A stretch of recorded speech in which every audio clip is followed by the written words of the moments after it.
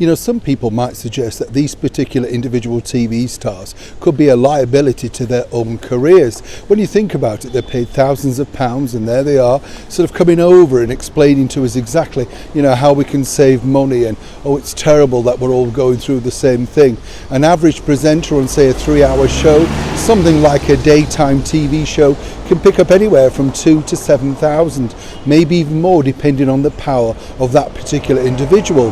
But you see, the bottom line is when you become something of a liability, particularly to the audience that you're with, then TV bosses begin to take note.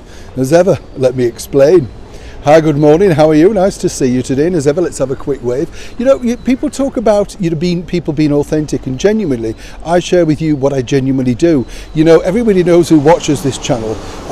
How can I put this nicely? I'm a little bit careful with money, but it's not careful, is it? It's like being silly.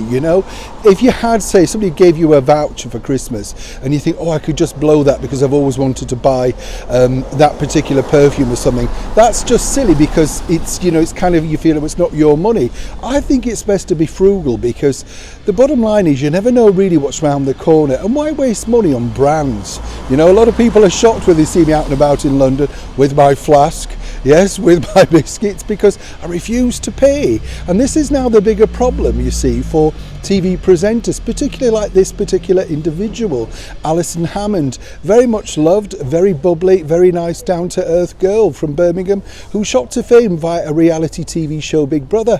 A lot of hard graft, hard work has ensued to make sure that she's become one of those daytime TV favourites, particularly over on ITV, the Be Kind channel, right? But what's interesting here, you see, is that one little slip up, 2, 3, can really turn the audience against you. Recently, Alison was called out for wearing a Rolex watch on camera by an audience member, and they basically said it's not very good when you're considering that a lot of people are suffering and don't have the money.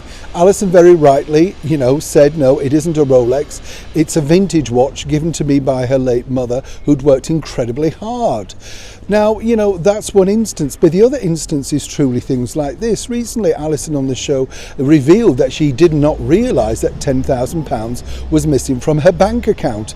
This, as you can imagine, on social media ensued with a, what? I don't know about you, but I'd notice if 10 pence was missing, but there you go.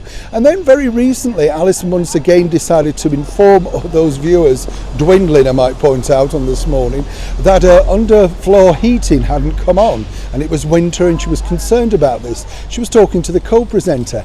Again, this ignited an absolute massive throwback on that particular program. And what you have to remember, you see, is this, that the audience are really struggling. They're watching you for a bit of light relief, entertainment. They do not want to be told that you are in a privileged position, even if you are. It's as simple as that.